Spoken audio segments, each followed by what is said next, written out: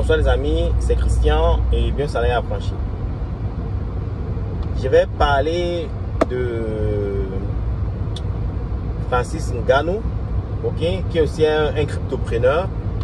En 2020, Francis Ngannou a acheté beaucoup de bitcoins et il a annoncé publiquement. Donc Francis Ngannou est un cryptopreneur. Et nous sommes très contents d'avoir Francis Ngannou dans la cryptosphère.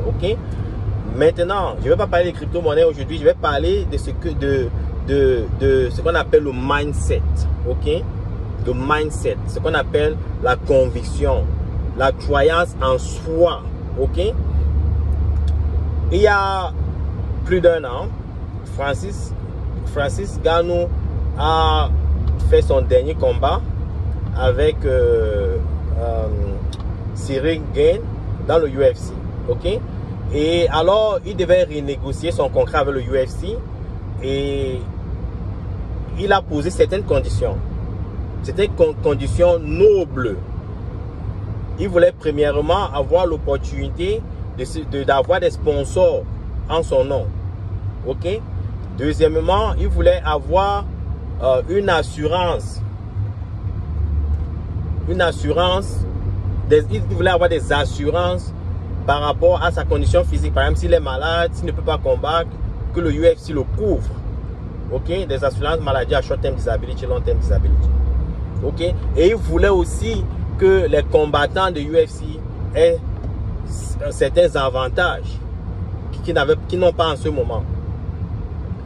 Et le UFC lui a offert par combat.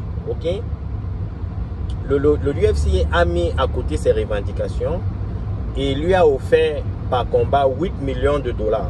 Il devait faire 3 combats. Donc il devait gagner environ 24 millions de dollars en un an s'il faisait les 3 combats en un an.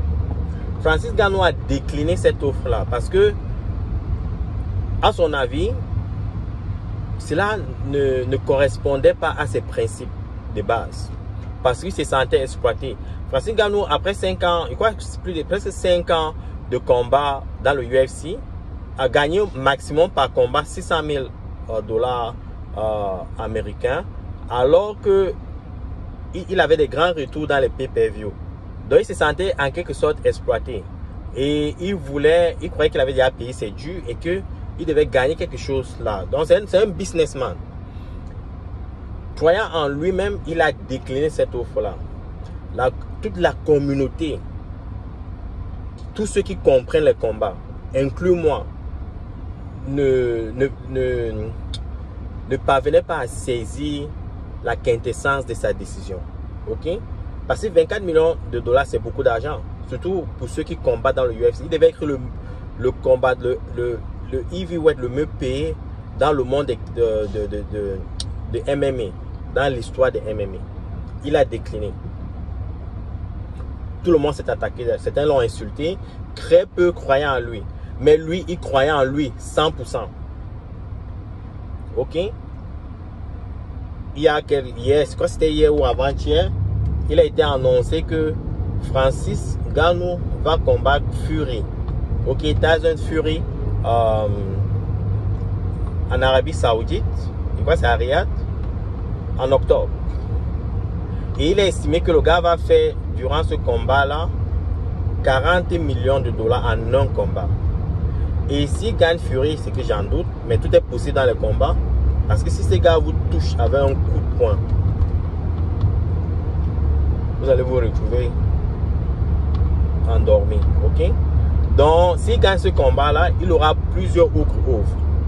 Et non seulement ça, il a signé avec le PFL. Bon, je ne suis pas beaucoup le PFL, je ne connais même pas les commentaires du PFL, je suis plus ancré dans le UFC. Mais toujours est-il que le gars était heureux avec sa décision et qu'il croyait en lui-même. Je n'aimerais pas me focaliser sur le côté lucratif de sa décision. J'aimerais juste que vous compreniez le mindset d'un individu. C'est le mindset qui est important. Les gars, ce gars vient de rien. Je suis camerounais. Je maîtrise la souffrance de ce pays-là. Parce que je suis passé par cette souffrance-là. Je connais ce que c'est galérer au Cameroun. Parce que moi de même, j'ai galéré, les gars. Donc, malgré les difficultés que ce gars a traversées, il n'a jamais perdu le focus sur ses objectifs. Changer sa vie, changer la vie des autres, penser aux autres.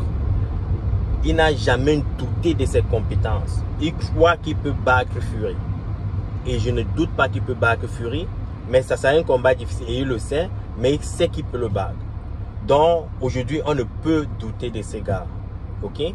Lui-même, il a dit, je vais paraphraser. Don't doubt a man of faith. Don't doubt a man of faith. Alright? Ça veut dire qu'il a de la foi en ce qu'il fait. Il sait ce qu'il veut et il combat pour ce qu'il veut. Ça, c'est un homme à respecter. Donc, je voulais prendre ce petit moment pour rendre grâce à ces champions, pour saluer son mindset. Et si vous voulez réussir, quel que soit ce que vous faites, il faut avoir la conviction, les gars. Moi, personnellement, j'ai la conviction dans les crypto-monnaies. Il y a un de mes étudiants qui m'a contacté l'autre jour. Il m'a dit, prof, qu'est-ce que penses-tu du marché? Est-ce que vous êtes toujours positif par rapport aux crypto-monnaies? Moi, je lui ai dit qu'il n'y a pas longtemps, il y avait quelques semaines, j'ai mis 7000 $ dans les crypto-monnaies. J'ai acheté plus de crypto-monnaies avec le peu d'argent que j'avais, 7000 $. Donc, plus ça baisse, si j'ai des moyens, j'achète parce que c'est ça ma conviction. Parce que j'ai un objectif.